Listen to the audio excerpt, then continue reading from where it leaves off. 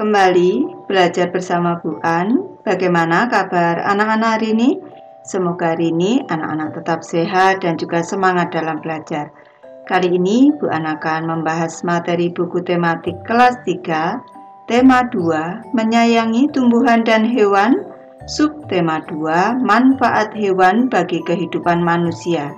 Ini materi pembelajaran 5, ada di halaman 90 sampai dengan 94.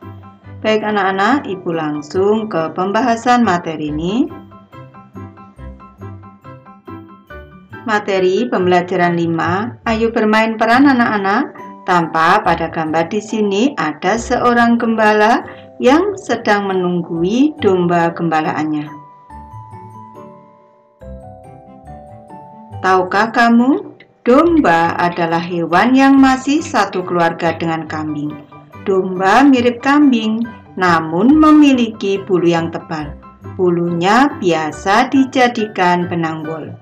Daging domba dapat diambil manfaatnya. Biasanya diolah menjadi gulai, satai, dan sebagainya. Sekarang kita lanjutkan lagi bermain peran dengan dongeng anak gembala dan serigala.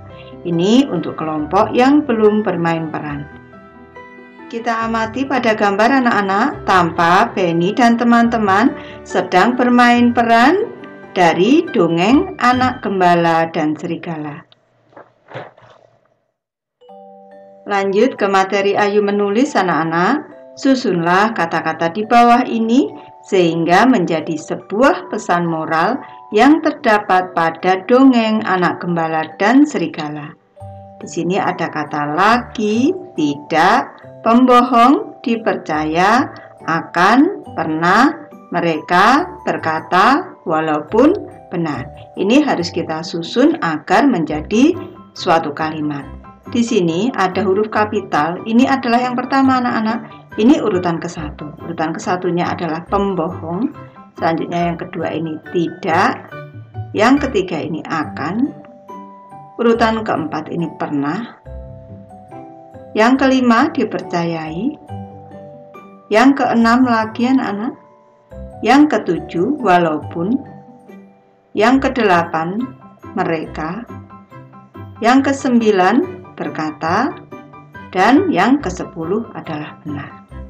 Kalimatnya menjadi pembohong tidak akan pernah dipercayai lagi walaupun mereka berkata benar. Kita hitung lagi jumlah katanya. 1, 2, 3, 4, 5, 6, 7, 8, 9, 10. Sudah tepat anak-anak? Lanjut ke materi Ayu berdiskusi anak-anak. Tampak pada gambar di sini Benny sedang menolong Edo yang terjatuh saat bermain. Setiap hari Benny memberikan makanan kepada ayam-ayamnya. Benny juga membantu ayah membersihkan kandang ayam. Ayam-ayamnya sudah menghasilkan telur, daging, dan suara yang indah. Benny berpikir ayam akan senang jika kandangnya bersih. Di sekolah, Benny juga selalu berbuat baik. Ia sering membantu teman yang terjatuh supaya berdiri kembali. Kita perlu bersikap baik kepada sesama manusia. Kita akan merasa senang jika ada orang lain yang menolong kita. Orang lain pun akan merasakan senang jika kita membantu mereka. Bersikap baik kepada sesama manusia adalah bentuk pengamalan Pancasila. Tepatnya pengamalan sila kedua Pancasila, yaitu kemanusiaan yang adil dan beradab. Tentu anak-anak masih ingat, simbolnya adalah rantai. Diskusikanlah dengan temanmu sikap baik apa saja yang telah kalian lakukan. Tulislah sikap-sikap baik yang telah dilakukan pada tempat yang tersedia. Sikap-sikap baik yang telah kamu lakukan, di sini Ibu memberi contoh. Yang pertama, membantu ibu mencuci piring. Yang kedua, menolong mengambilkan buku teman yang jatuh. Yang ketiga, meminjamkan penggaris kepada teman yang memerlukan. Yang keempat, berbagi bekal dengan teman saat jam istirahat. Yang kelima, membantu teman yang kesulitan memahami soal matematika. Untuk membantu teman mengerjakan soal, ini tidak boleh saat ujian anak-anak. Selanjutnya, sikap-sikap baik yang dilakukan temanmu yang sudah temanmu lakukan. Ini contohnya, membantu ayah mencuci motor, membantu ibu guru membawakan buku. Yang ketiga, menolong teman yang jatuh saat bermain. Yang keempat, mengantar teman yang sakit ke UKS. Dan yang kelima, membantu adik belajar naik sepeda. Ayo bermain peran anak-anak. Buatlah percakapan yang menceritakan perbuatan yang telah kamu lakukan kepada teman. Bermain peranlah sesuai percakapan yang kamu buat. Baik, Ibu memberi contoh anak-anak. Ini percakapan antara Aldo dan Dani. Dimulai dari Aldo. Aduh, tanganku sakit sekali. Ada apa, Aldo? Tanganmu terluka dan berdarah. Iya, aku tadi berjalan dengan tergesa-gesa. Tanpa sengaja, aku terkena duri bunga mawar di depan kelas. Lukamu harus segera diobati. Ayo, aku antar kamu ke UKS. Baiklah, Dani. Terima kasih ya sudah mau membantuku. Dani menjawab, sama-sama, Aldo. Ayo berlatih anak-anak. Benny sedang mengerjakan PR matematika. Ternyata soal-soalnya tentang perkalian. Ia teringat tentang cara menyimpan anak ayamnya di kandang. Ia bisa membaginya dalam beberapa kelompok. Tentu anak-anak masih ingat dengan sifat pertukaran atau sifat komutatif pada operasi hitung perkalian bilangan caca.